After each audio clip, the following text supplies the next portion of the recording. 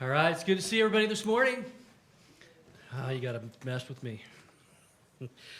I'm Dan. I'm one of the pastors here on staff. Ron is on a much-needed vacation.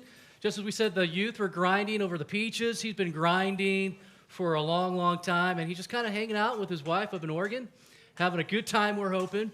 So I get to fill in, and I'm excited to fill in every opportunity that I get here. I see a lot of familiar faces, some that I haven't seen in a while, and there's some new ones. I'm glad you are joining us today. And there is a communication card in a chair in front of you, or there's somewhere else if you're outside. I'm not sure where they are outside. But let us know that you are with us today. Go ahead and fill out the communication card. If there's a prayer request, we'd love to pray with you, especially after today's message.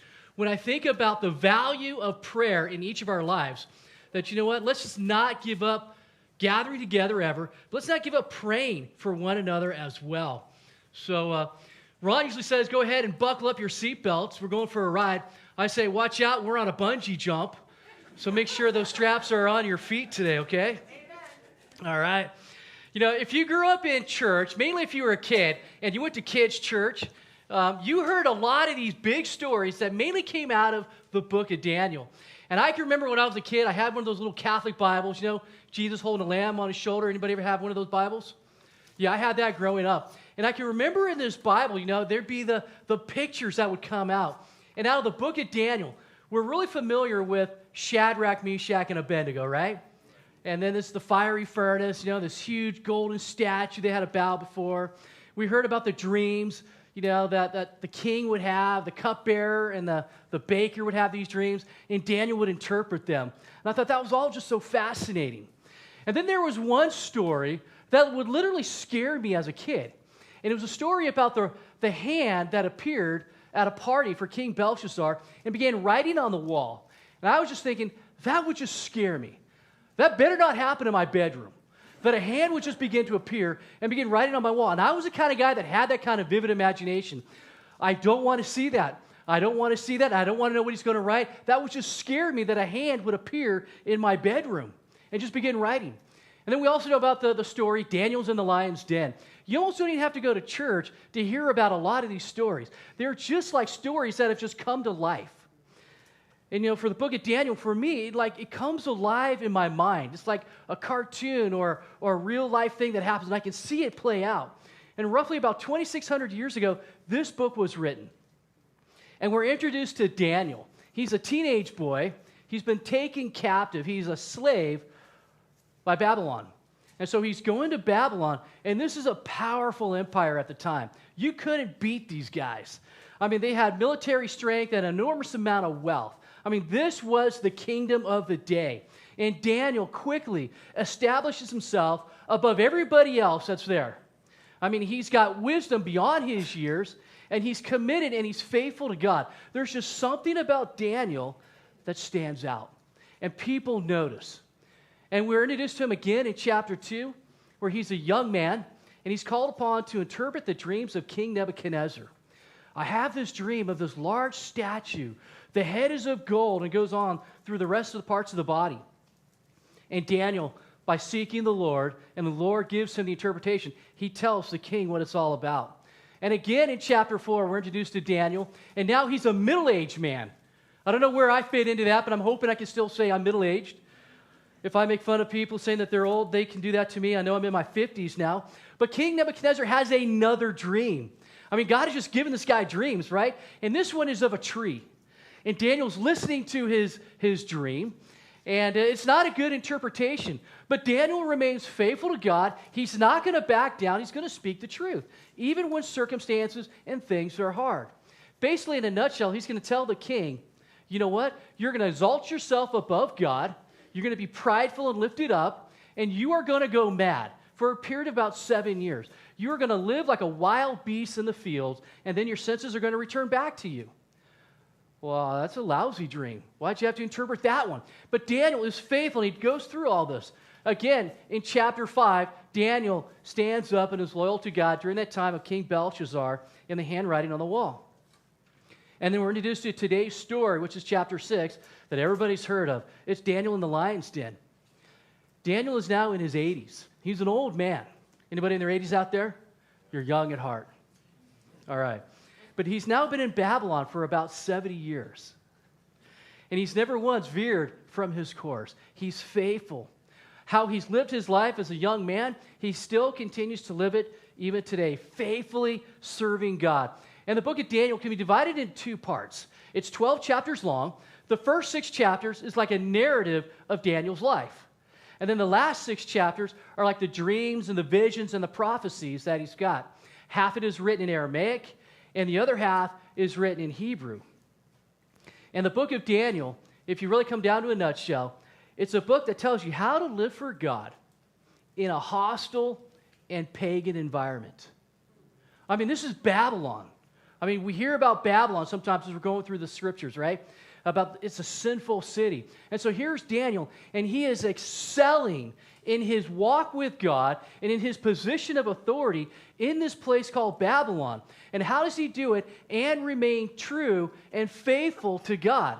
But he does. And he gives us the key on how to live for him, how to live for God in a hostile pagan environment. I don't care what's going on in the world today, I can still live for Jesus. I don't care what laws are going to get passed today, I can still stand with Jesus. I don't need to stand with anybody else. I'm going to stand with him. And so chapter 6, it opens with Daniel. He's about to be promoted to the highest office in the land. He's going to be second in command. I mean, it sounds familiar, doesn't it? Sound like the story of Joseph? Elevated to the second highest office. This also happens with Daniel. And not everybody is happy that this is happening to Daniel.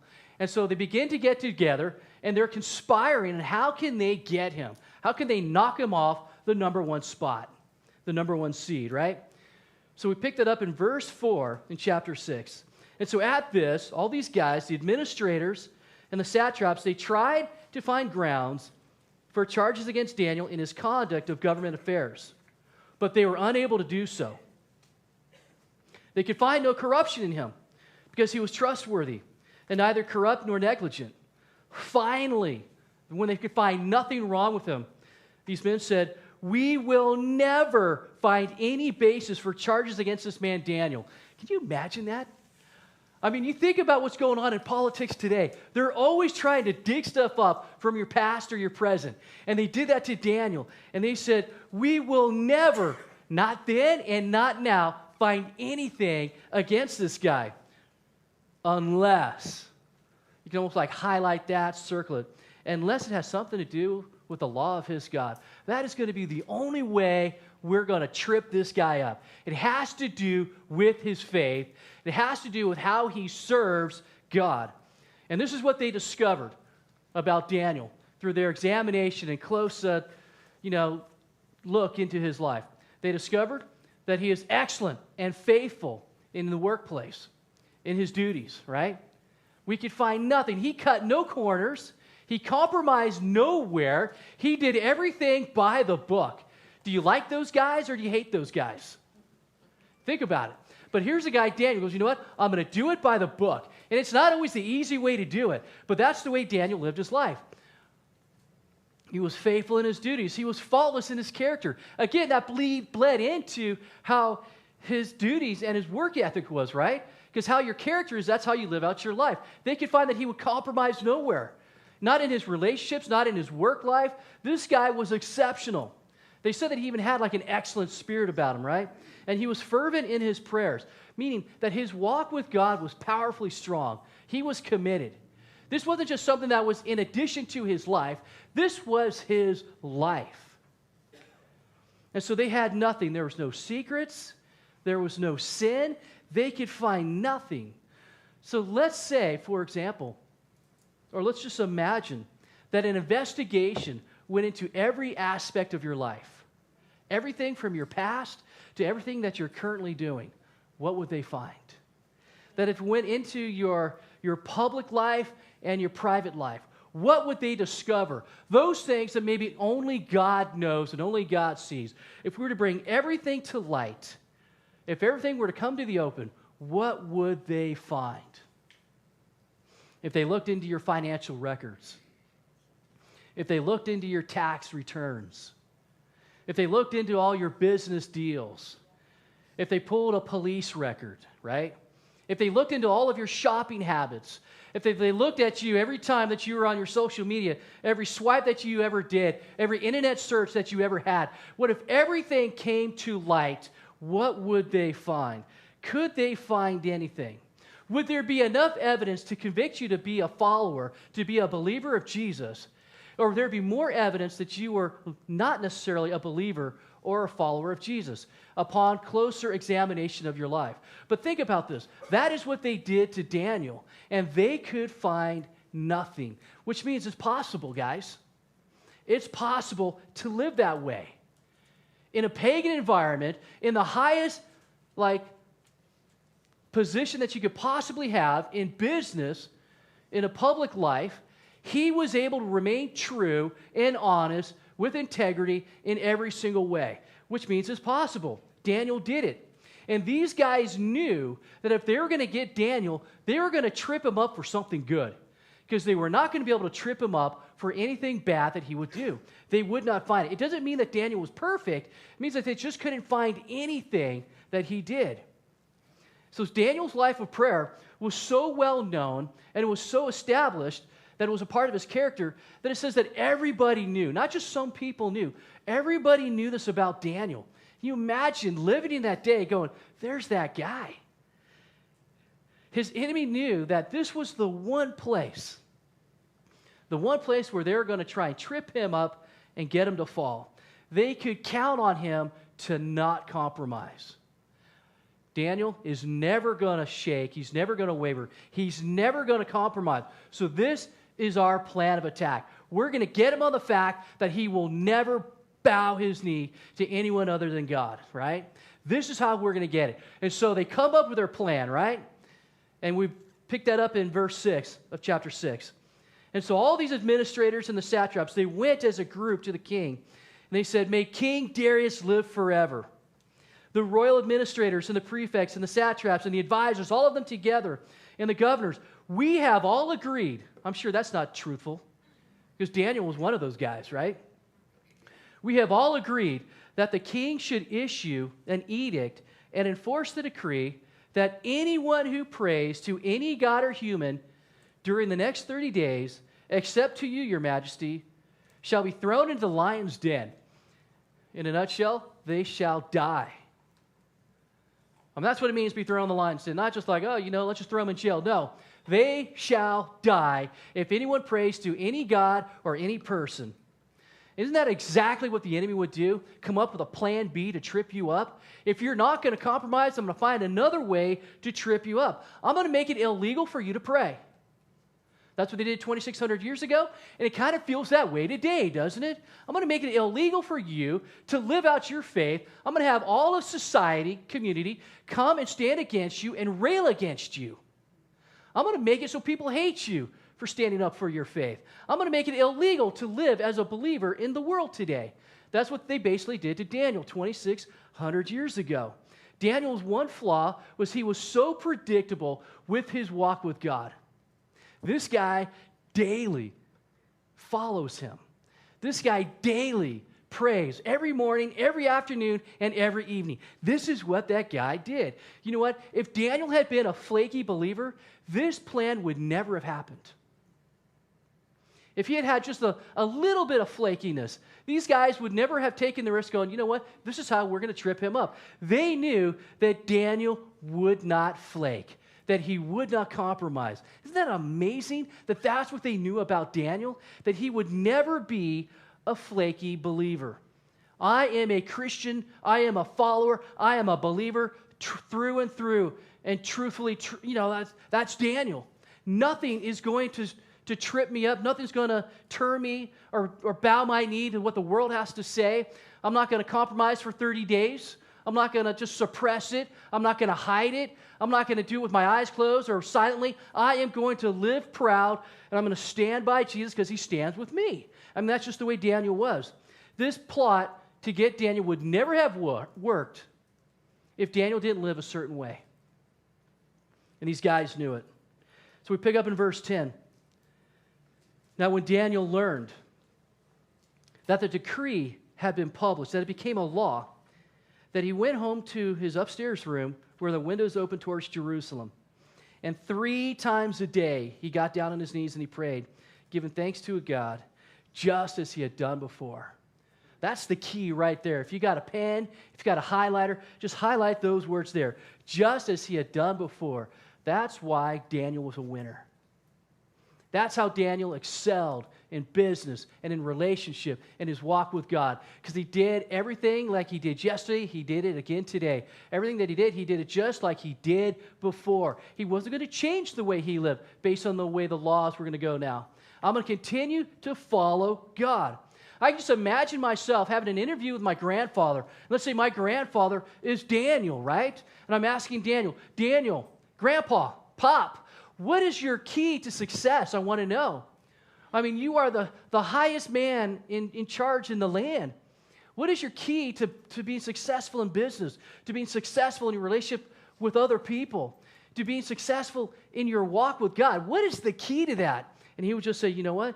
I just do what I've always done before. I follow God. I get on my knees and I pray 3 times a day. Everything that I do, I just seek him in prayer. They got a question, I go to God and I ask him for wisdom. I ask him for the answer. I mean, what a picture here of Daniel, right? I mean, a law has been made that if you pray, you're going to die. And as soon as he knew that that document had been signed and it was now a law, what does he do? He goes to his room and he prays. I'll tell you what he doesn't do.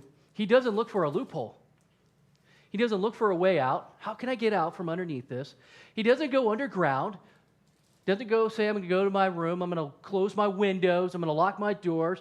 He doesn't say, I'm going to pray in my heart so nobody knows what I'm doing. He says, I'm going to do what I've always done. Just like I did yesterday, I'm going to do again today. I'm going to follow God.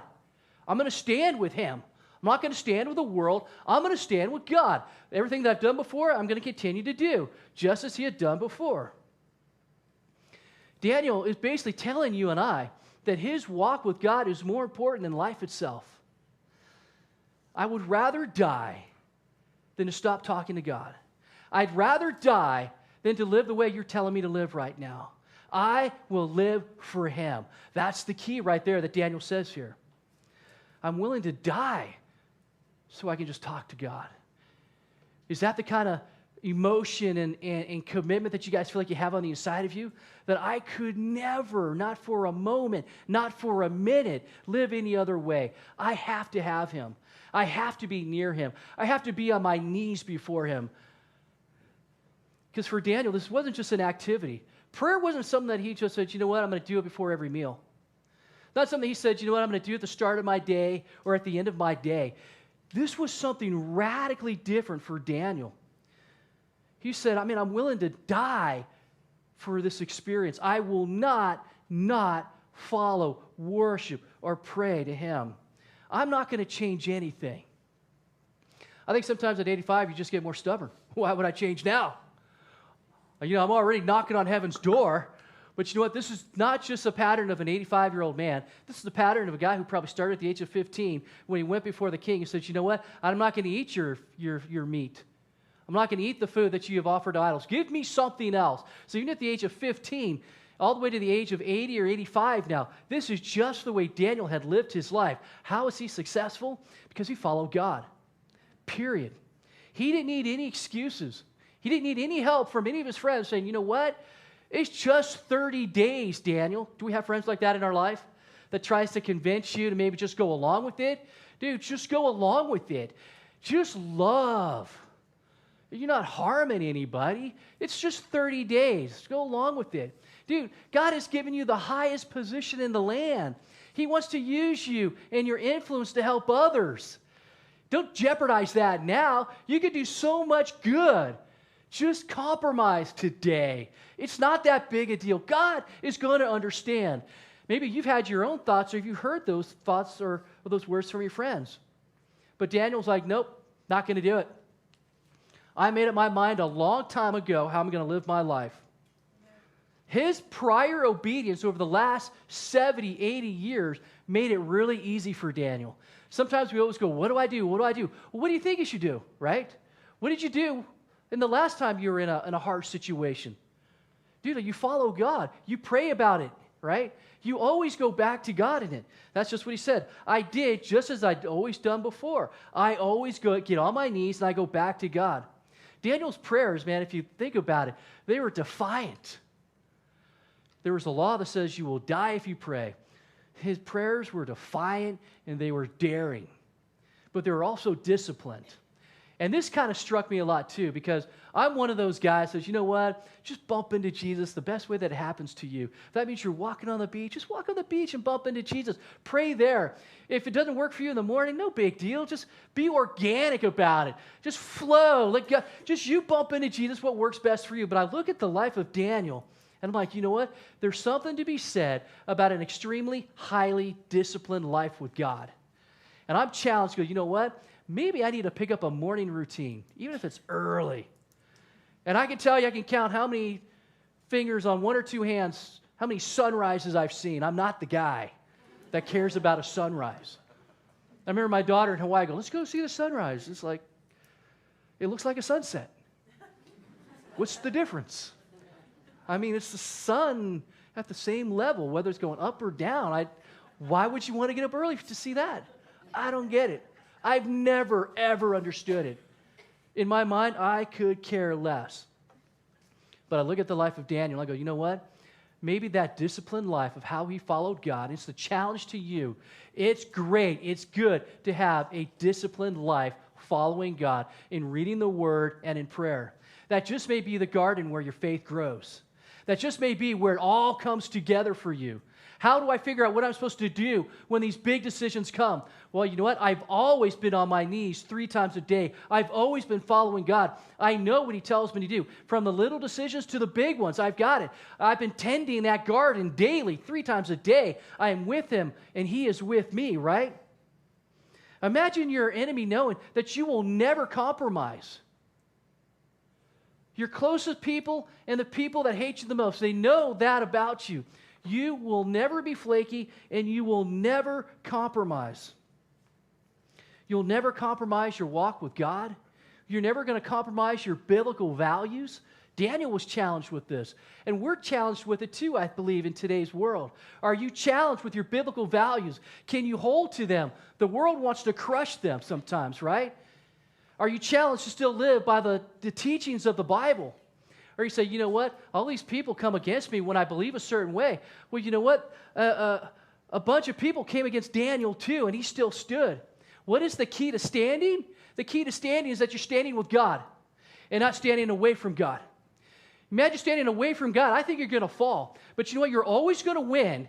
Doesn't mean you're going to be popular. It's never popular to stand with God sometimes.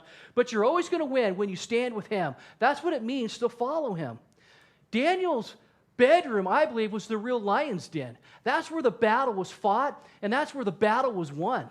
Was there in his bedroom, where he was challenged. If you pray, you will die. You're going to be thrown into the lion's den. By committing himself to prayer, he won the one battle that really mattered. And that's the battle with his walk with God. He won that battle, because when he won that there, imagine the freedom. What can they do to me? I follow Him, man. Throw me into the lion's den. Everything that matters to me, prayer is more important than dying. My walk with God is more important. Do you think He's going to want to live and turn his back on God? I don't think so. He was so free when he finally came to the place that, you know what, I die to myself and I just live for God. You can create any law that you want. I am still going to follow Him. The freedom there. The lions, no problem. Whatever those issues are that you're facing, they're looking to tear you down or take you down. Your biblical stance, the biblical teachings, the values, what's going on in education today, or anything that's out there, you go, am I going to crumble to that, or am I going to stand with God? And God says, you know what, just bow your knee to me. Who cares if they throw you in the lion's den? Because guess what? I'm going to go right in there with you. The real miracle wasn't that he survived the lion's den, even though that was a miracle. The real miracle was that he was able to pray when his life was on the line. It was sure death to be thrown to a lion's den. It wasn't like a gamble, like a 50-50. It was like die to the starving lions. They're going to torture and kill you all at the same time. Now Darius realizes he's been tricked. He hates that this has happened now. I can't believe this has happened to Daniel. This is the king's response to Daniel. He's going to try to undo everything that he's just done. He's going to try to make right the wrong that has happened. But he can't undo anything. Even though he is the king, he can't undo any of this. It's a law, and it has to be carried through. And we look at what he says in verse 16. The king's response was amazing. I believe that Daniel's life had such impact on the people around him. Even those that hated him, but even those like King Darius, his life was impacted by the way Daniel was living. It's a true testimony to Daniel's faith. It says this in verse 16. So the king gave the order, and they brought Daniel. They threw him into the lion's den. The thing he didn't want to have to do, he had to do. And then the king said to Daniel, may your God, whom you serve continually, may he rescue you. Can you imagine? That's the king. He's hovering over the pit, and he's yelling out to Daniel, may your God that you serve continually, may he rescue you, Daniel. And then it almost gives me chills when I think about it. Here is the king, and he's crying out, and he's yelling to Daniel, may your God rescue you, because even I can't do this. I should have all the power to do this, and I can't even do this.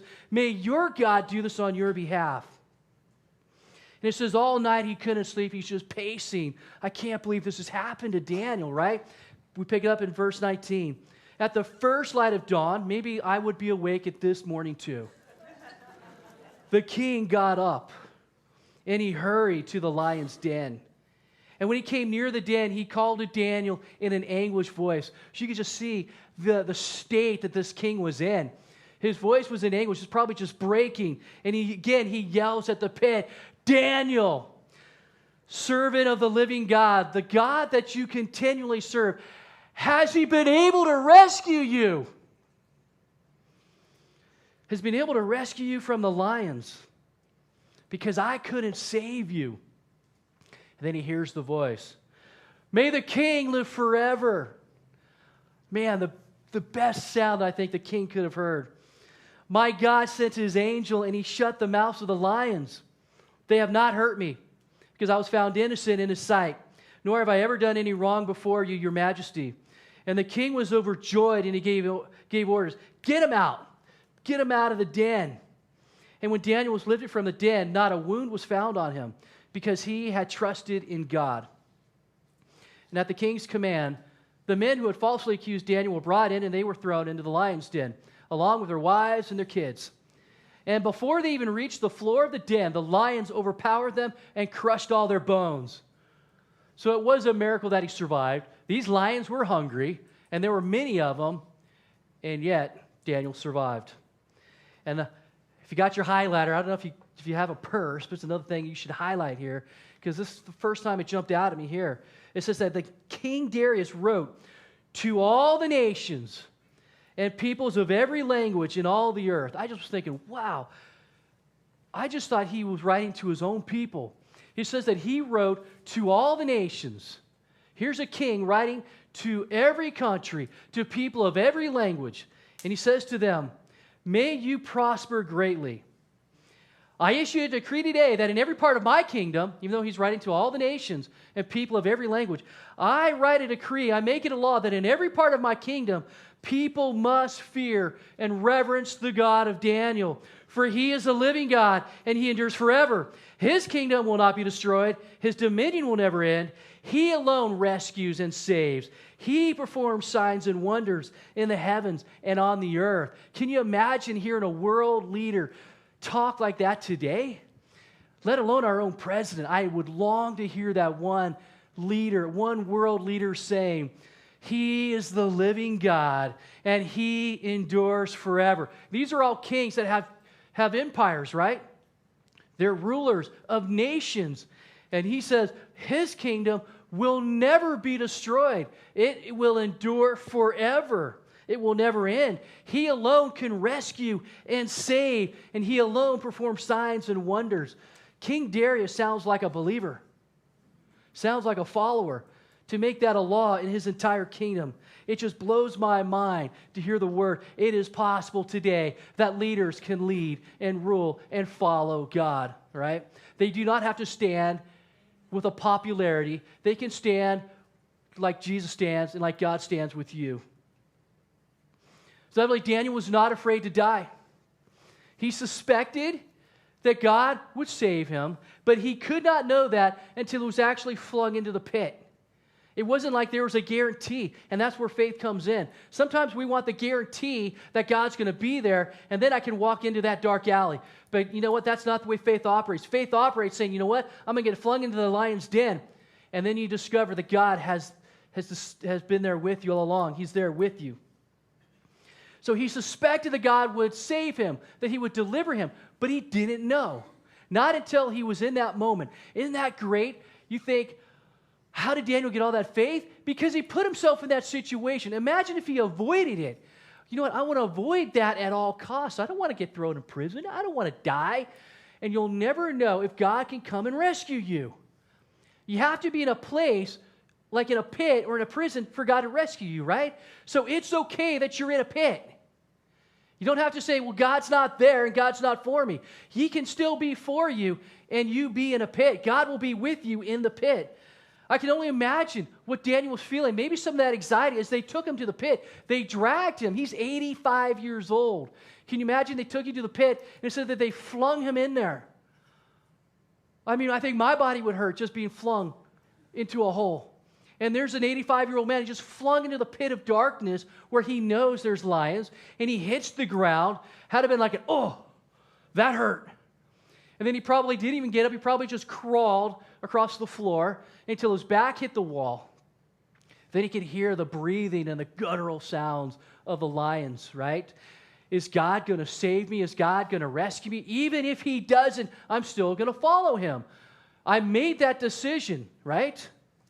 Seconds turn into minutes. I think I got this. Minutes turn into hours, and Daniel says an angel rescued him. That's just the way God is, right? God says, I've got you. I've got this. Don't be afraid. If you're here when I taught from the book of Joshua, I said, you know what, sometimes, when we try to feel about what courage is, we feel like, you know what, I'm afraid of heights. And have you ever noticed when you go someplace in Hawaii and you can do these cliff jumps, there are people that take like 30 minutes. They back up. They want to jump so bad. And they're probably trying to muster up that courage. You could do it. You could do it. You're not going to die. I mean, that guy didn't die. Well, so you're not going to, you could do it. I can do it. I can do it. I'm afraid. You try to get close and you back up again. And that's me. I'm telling you my story. My son, Spencer, I still remember when he was younger as a teenager, he just looked. Like, all right. And he just jumped. I'm like, man, how did you do that? You just showed me up. You just showed me up.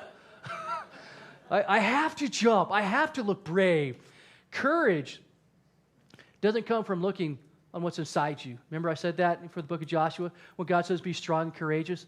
Courage comes from seeing the one who's standing beside you. And I think that's the key to Daniel. Daniel saw God with him. God was standing with him. When you're in God's hands, man, there's nothing to fear. Dietrich Bonhoeffer says, man, when Christ calls a man, he bids him to come and die. Dr. Martin Luther King Jr. said, if a man hasn't discovered something that he will die for, then he isn't fit to live. Daniel discovered that there was something that he was willing to die for, and that was God. And since he wasn't afraid to die, he had the courage to live. Do you see, you live more once you were not afraid to die? That's why I'm so amazed by some of our global partners today, that they're willing to put their life on the line. And that's not the way they look at it. The way they look at it is that I am willing just to live for him. And that's why I can say I can truly live. Because when I'm not afraid to die, I have the courage now to live and to preach and to stand for him. Why would I let the world have their way? Because the world needs Jesus. I need to stand over here if they're over there, right? I mean, I think I might have mentioned that in my last sermon about how wrong it was for Israel to want to be like every other nation. You have to be different. If you're not different, then what do you have to offer? You have to give them Jesus. You have to give them hope, and you have to give them life. And if you're just like the world, you're going to give them what? Agreements? Yeah, I agree with you. Oh, good. What they really need is truth. And what they really need is for you not to compromise. What's interesting here is God didn't save Daniel from the pit. Sometimes that's what we're looking for. If God is God, and if God is good, and if God is true, he's going to save me from going to prison. He's going to save me from being thrown into the pit. That's not what happened here. God didn't save Daniel from the pit. He's not going to save you and I necessarily from the pit either. He's not going to change your circumstance. God went into the pit with him.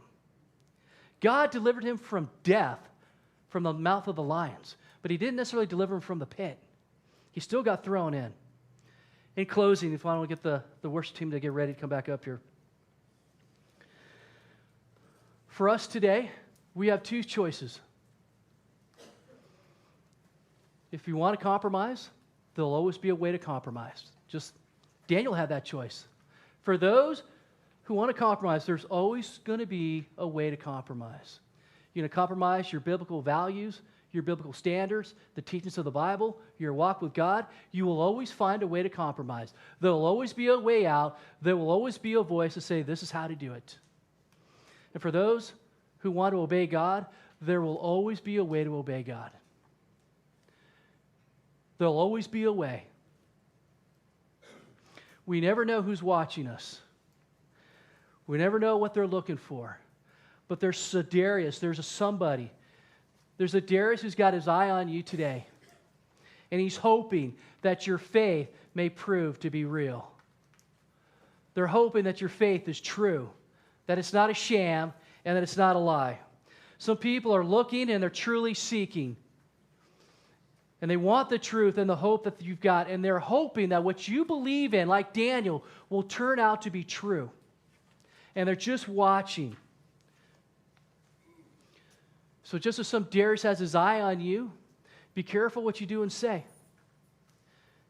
Don't rationalize, don't compromise, don't give in to it. Because your example may be leading somebody into heaven. But in just the same way, your carelessness could be leading somebody in the direct opposite, in a different direction. That's why it's so important that you live for him. That you're not a flaky follower. That you're not a flaky believer. And to the students that are here and you're listening to me, I know it's not easy at school, but stand with him. I know you may be made fun of.